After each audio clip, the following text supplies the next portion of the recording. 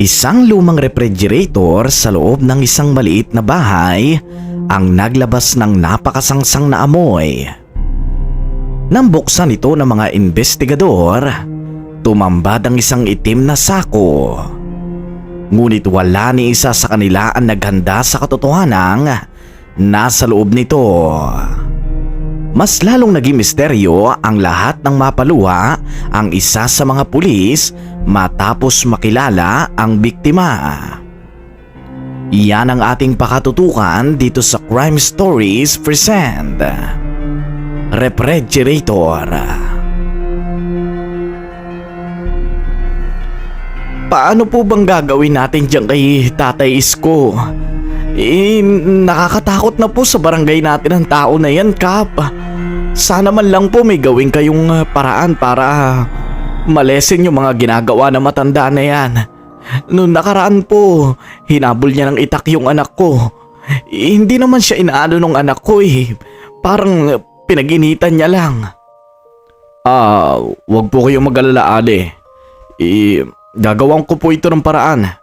Bilang kapitan ng lugar na ito, hindi naman maaari na mayroong isang tao na sisiga-siga dito sa lugar natin. Saka, pagpasensyaan nyo na lang, siguro matanda na talaga si Tatay Isko kaya madaling uminit ang ulo. Pero Kap, hinabol niya po ng itak ang anak ko. Nakakatakot po kung ganun. Baka kung anong mangyari sa ibang tao kung sakaling abutan niya. Marami naman po matatanda dito sa atin pero ni minsan hindi nagkameron ng record na ganan. Sana man lang po, Kap, magawan niyo po ng solusyon ito. Gagawan ko po ng solusyon ito. Huwag po kayong mag-alala, Ale. Maya-maya po papatawag na yung mga tanod at pupuntahan namin siya sa bahay niya upang kausapin. Maraming salamat po, Kap. Natatakot lang po talaga kami kay Mang Isko, kay Tatay Isko. Baka po kasi kung anong gawin niya. Yung anak ko po nagka-trauma dahil sa ginawa niya. Pasensya na po kayo sa nangyari. Lagi ko pong ipapangako sa inyo na ang katahimikan dito sa lugar natin ay pananatilihin natin. At hindi natin kukonsintihin kung ano man yung mga maling nagagawa ng mga kabarangay natin. Salamat po, Kap. Sige na po. At mamaya po pupuntahan namin siya. Gusto ko pong magsampa ng kaso sa kanya. Sobrang natatakot po ako eh. Wala pong ano man doon. Ipaparating po namin yan sa kanya.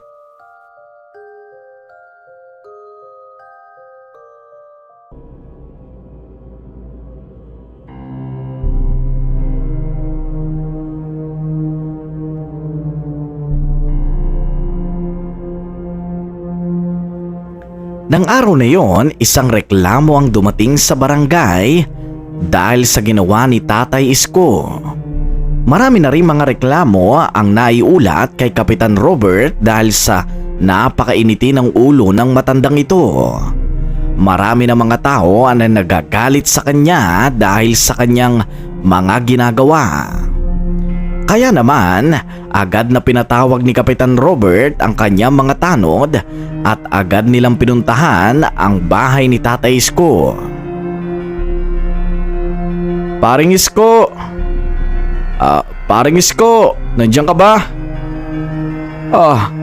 Anong ginagawa nyo dito?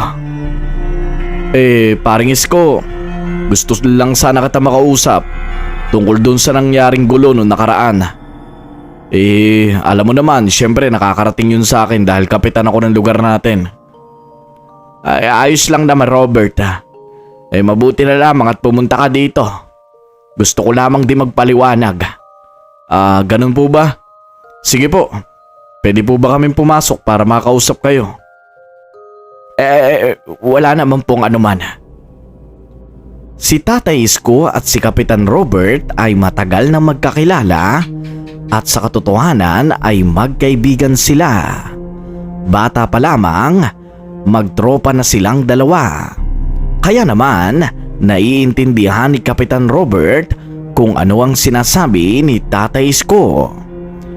Kapag may nakakarating sa kanyang reklamo, siya agad ang kumakausap dito dahil sa kanya lang ito minsan nakikinig.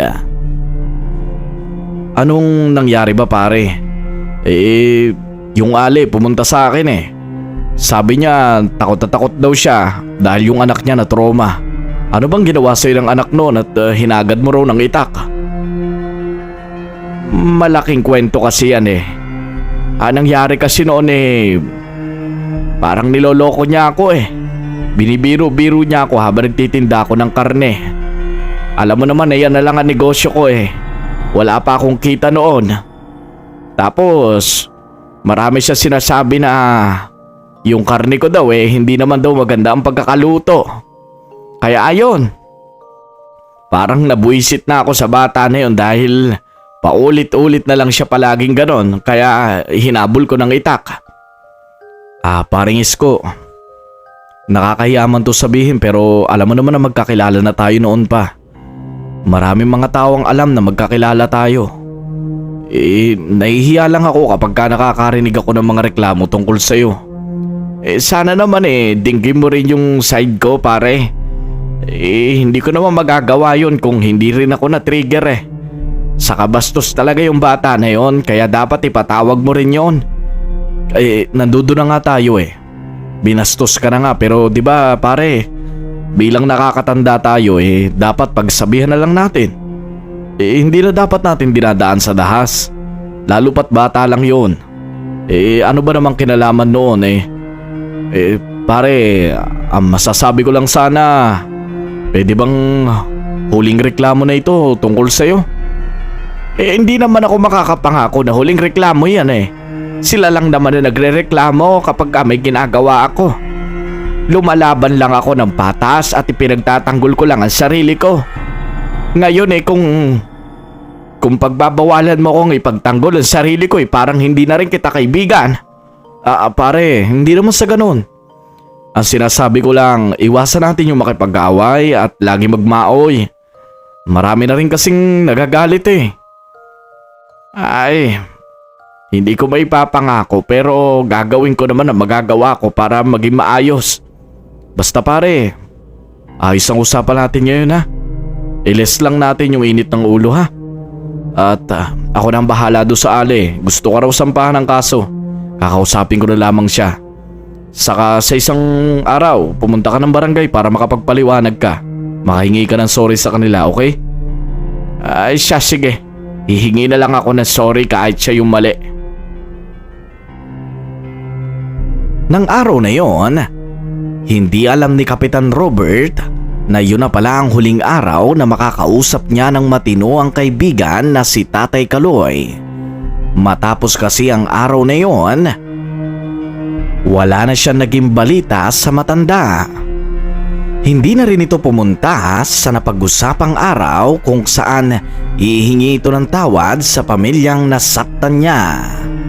Ipinagtaka naman yun ni Kapitan Robert kaya pinuntahan niya ang tindahan nito ng karne at doon niya ito muling kinausap. Subalit ang pag-uusap na inaasahan niya magiging maayos. Paring Kaloy, bakit hindi ka pumunta doon sa barangay? Di ba sabi ko ngayon yung araw na pupunta ka doon? Ano bang gusto mong gawin sa akin? Utos-utusan mo ako na pumunta doon? Parang ang binaligtad mo na ang pagkakaibigan natin dahil sa ginawa mo Parang kinakampihan mo pa yung pamilya na yon. Ayaw kong pumunta doon. At hindi mo ko mapipilit. Umalis na kayo dito. Doon ay nakaramdam ng kakaiba si Kapitan Robert dahil sa ikinikilos ng matanda. Kung dati ay nakakausap niya pa ito ng maayos, ngayon ay parang nagtanim ito ng galit sa kanya. Iniisip ni Tatay Kaloy noon na kinakampihan ni Kapitan Robert ang pamilya. Paring Kaloy naman, alam mo naman na kahit bali-baligtad rin natin ang mundo, mali ka pa rin doon dahil nang hagad ka ng itak. Mabuti na nga lang yung pamilya na yun hindi na magsasampa ng kaso dahil kinausap ko. Kung hindi kita kaibigan, gagawin ko ba yung para sa'yo? Wala akong pakalam sa sasabihin mo, Robert.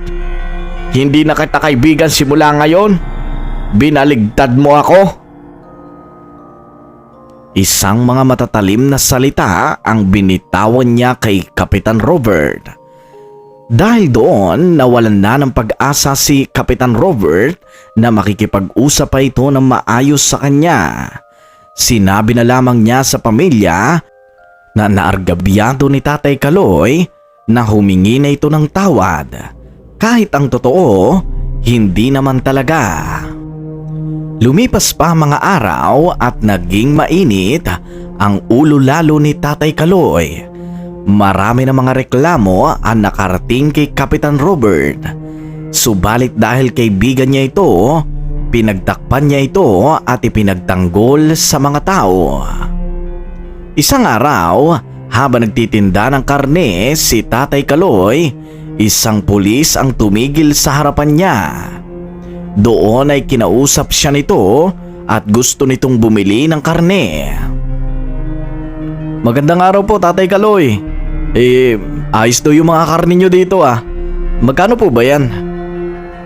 Ito iho. Mura lang naman ito. 130 lang itong ganitong kalaki. Sige o, bibili ako ng 3. At saka, ito nga po pala yung bayad. Huwag nyo na po suklian. Sa inyo na po yan. Ang laki naman ito. Para saan ito? Huwag nyo na po suklian dahil tulong ko na yan sa inyo. Lagi ko po kasi kayo nakikita dito nagtitinda ng karne. Gusto ko lamang din po tumulong sa mga mahihirap. Kaya sana lang po tanggapin niyo po yung tulong ko. Napakabait mo naman, pulis ka. Mag-ingat ka palagi sa kung saan ka pupunta. Ito na yung binibili mo. Pinalabisan ko na rin yan. Maraming salamat sa iyo ha. Wala pong anuman, basta lagi po akong babalik dito para tulungan kayo. Nang araw na yon, isang pulis ang dumating sa buhay ni Tatay Kaloy. Isang pulis na misteryosong bigla na lamang tumulong sa kanya ng paulit-ulit. Sabi ng pulis, naawa lang daw siya kay Tatay Kaloy. Dahil daw siguro kaya nagiging mainitin ang ulo nito ay dahil sa pinansyal. Kaya naisip niya na paraan ay tulungan ito sa pinansyal na problema. Lumipas pa mga araw at naging magkaibigan ang pulis at pati na rin si Tatay Kaloy. Madalas na rin itong pumupunta sa bahay ni Tatay Kaloy at nabuo ang isang pagkakaibigan na mas matatag pa sa mga pader. Bakit po ba laging mainitin yung ulo nyo, Tatay Kaloy? Alam nyo naman po, nagiging magkaibigan na rin tayo, di ba? Gusto ko lamang po malaman. Iyon na nga. Dahil minsan uuwi ako, wala akong kita. Tapos minsan naaalala ko pa yung anak ko na namatay dahil sa pandemya. Hindi ko lang matanggap sa sarili ko na mag-isa na lang ako sa buhay. Mabuti na nga lang at naging kaibigan kitang pulis ka eh. Dahil kahit papano may tumutulong sa akin. Saka naalala ko ang anak ko sa'yo. Ang masama lang dito, marami ako naging kaibigan pero yung iba tumalikod na sa akin. Tumalikod po sa inyo? Sino naman po yan? Pwede niyo po bang i-open sa akin? Unang-una na dyan ang kapitan ng barangay na ito, si Kapitan Robert. Bata pa lang magkaibigan na kami. Wala kinain ng sistema. Nung nagkaroon ng posisyon, yumabang na. Isipin mo ba naman, kapag nireklamo ako ng mga kapitbahay at mga kalugar ko, laging ako yung sinisisi niya. Pinapatawag ako sa barangay at ginagawan ako ng record. Ang alam ko po, Tatay Kaloy, gampanin lang po yun ng isang kapitan. Alam kong gampanin niya yon. Pero nakakalimutan niya yatang kaibigan niya ako eh. Saka nayayabangan na talaga ako dyan kay Robert na yan eh. Sobrang yabang. Tatay Kaloy, kumalma lamang po kayo. Siguro po hindi nyo lang alam yung side ng isang kapitan.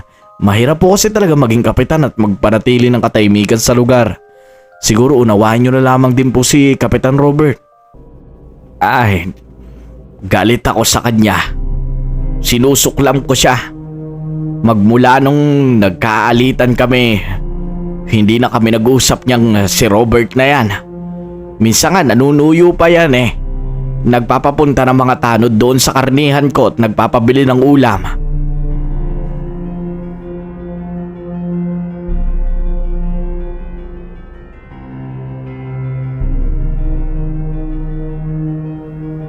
Akala niya siguro madadaan niya ako sa ganon.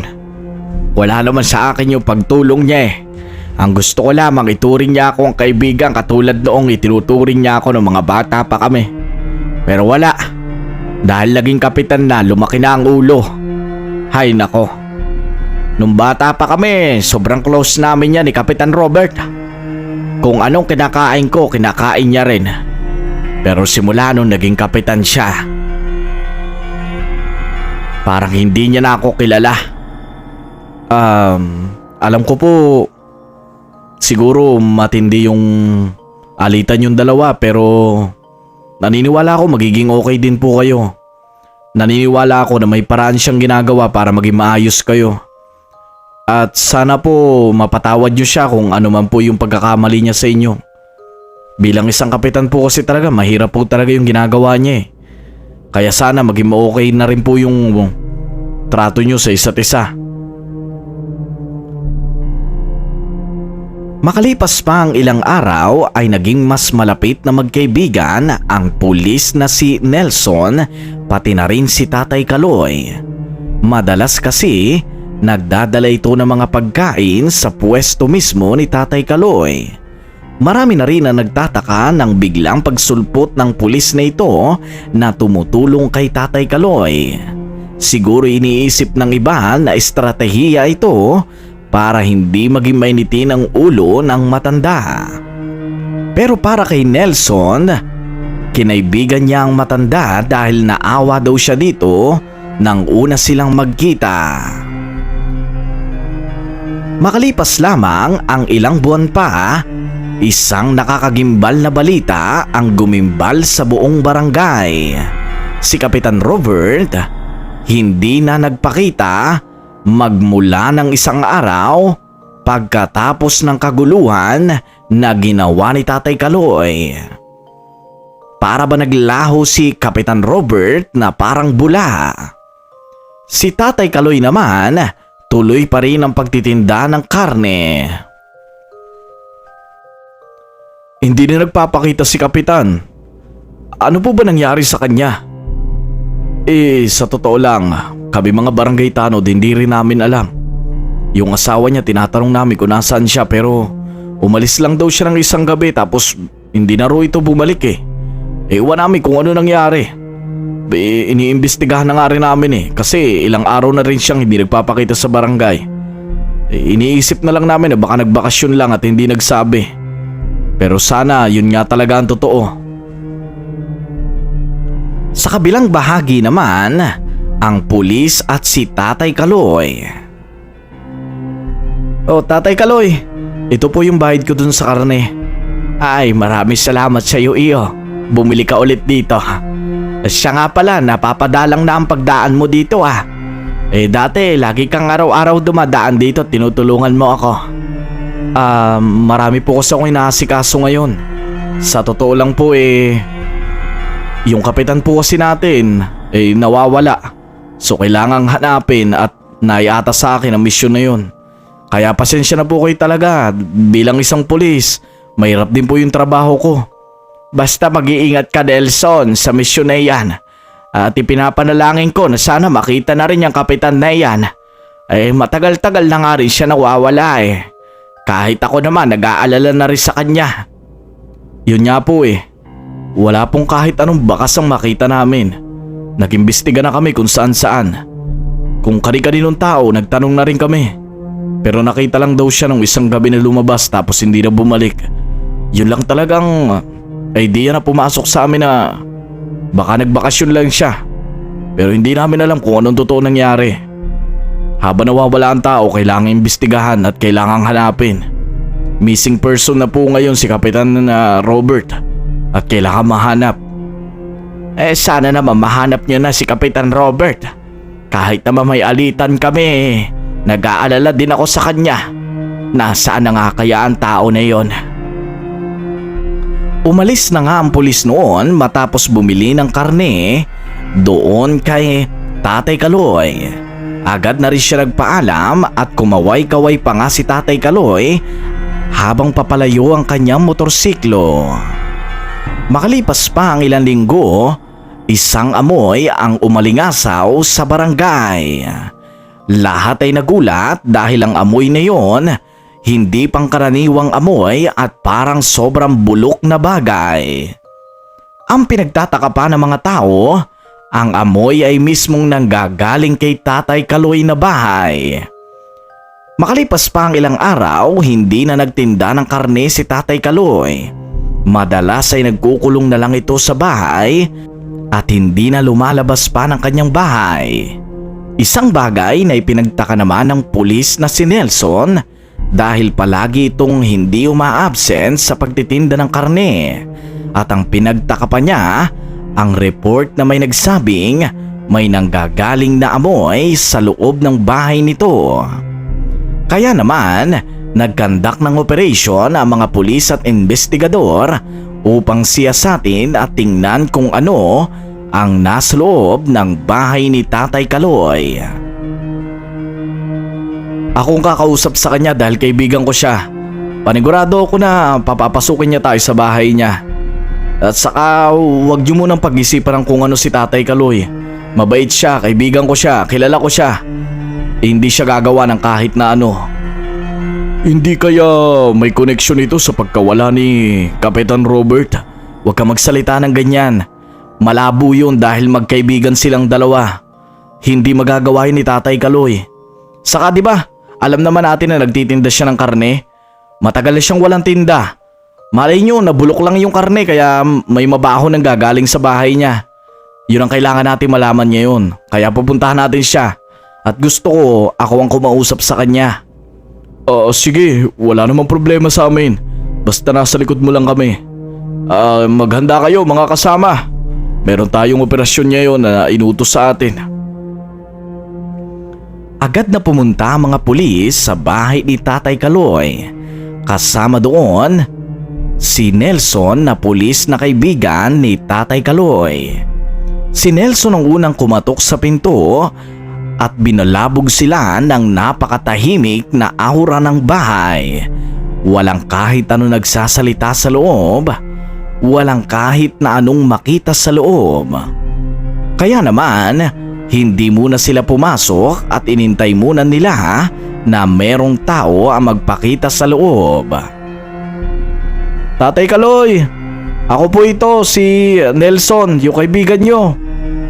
Gusto ko lamang po kayo makausap. Nang masabi niya yon, nagpakita na rin si Tatay Kaloy at lumabas ito sa likod ng kanyang bahay. Hawak nito ang isang itak. Nakatingin ito sa kanila. Yun, nandun si Tatay Kaloy. Pwede po ba tayo mag-usap, Tatay Kaloy? Ako po ito si Nelson. Anong ginagawa nyo dito? May mga nakarating lang po sa aming report. At saka sabi kasi ng mga kapitbahay nyo, may mabaho daw dito sa loob ng bahay nyo. Naamoy nga rin po namin eh. Ano po ba yun? Ay, syempre, nagtitinda ako ng karne. Nabulok na kasi yung mga karne ko kaya hindi ako nakapagtinda. Wala namang kahit anong mali dito. Sana maintindihan nyo rin na didispatcha ko rin naman ito pag nagtagal-tagal. Pasensya ka na, Nelson, ha? Ganun po ba? Pwede po ba namin ma-check yung mga karne? Doon ay napaisip si Tatay Kaloy. Agad naman itong binasa ng mga pulis kung ano ang iniisip niya. Meron na silang pagdududa sa mukha ni Tatay Kaloy ng araw na yon. Agad silang pumasok ng bahay. Binuksan ni Tatay Kaloy ang rep at inilabas ang isang karne.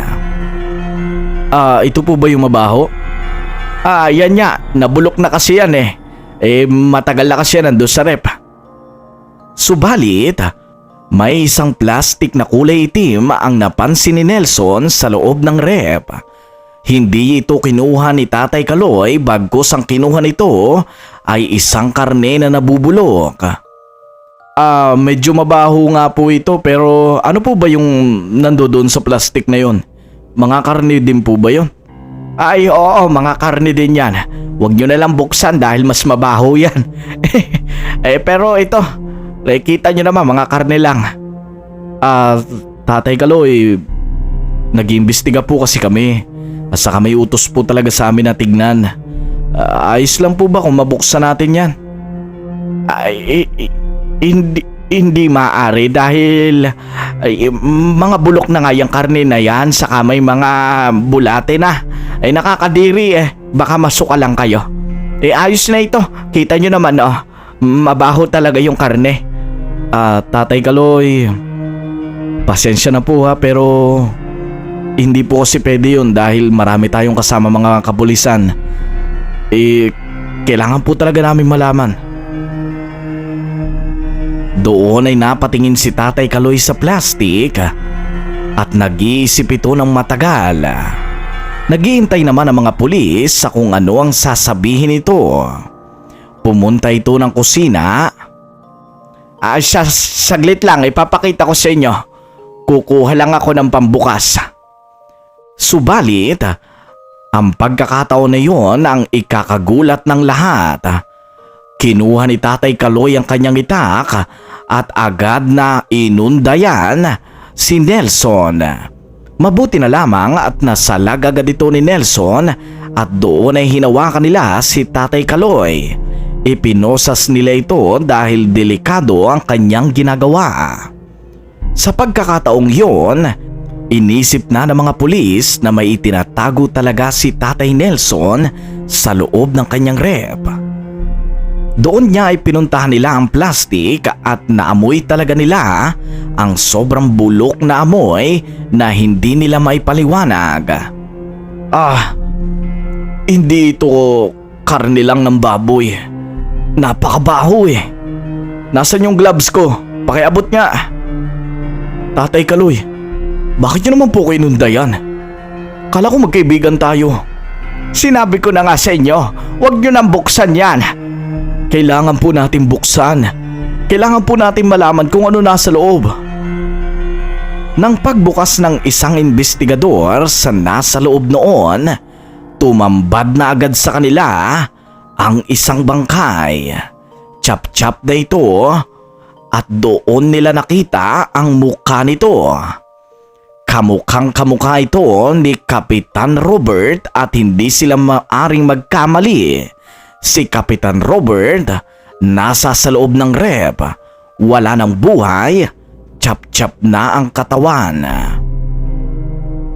Ano na? Tatay Kaloy, paano niyo nagawa to? Sinasabi ko na nga ba Paano niyo nagawa to sa kaibigan niyo? Hindi ko alam. Nung nakainom kasi ako ng gabi na yon, patawarin mo ako. Alam niyo po ba kung bakit ko kayo tinutulungan palagi? Kapatid ko po si Kapitan Robert. Inutos niya sa akin na tulungan ko kayo palagi dahil hindi niya na daw magagawa yun dahil may galit kayo sa kanya. Kapatid ko yung pinatay niyo, Tatay Kaloy. Pasensya ka na. Pasensya na, hindi ko sinasadya. Doon ay umiyak na nga na matindi si Nelson at sobrang galit ang kanyang nadarama. Inawat pa siya ng mga pulis dahil hindi na niya makontrol ang sarili niya. Umusad nga ang kaso at nakulong nga si Tatay Kaloy. Pero hindi pa rin makakalimutan ni Nelson na kahit maging mabuti ka sa kapwa, ang trahedya ay hindi mo alam kung kailan didikit sa'yo.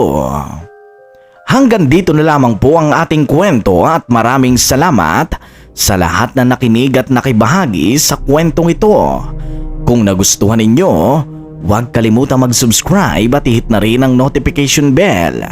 Nang sa ganon, palagi kayong ma-update tuwing may bago tayong crime stories katulad nito. Ito nga pala ang Tagalog Crime Archive.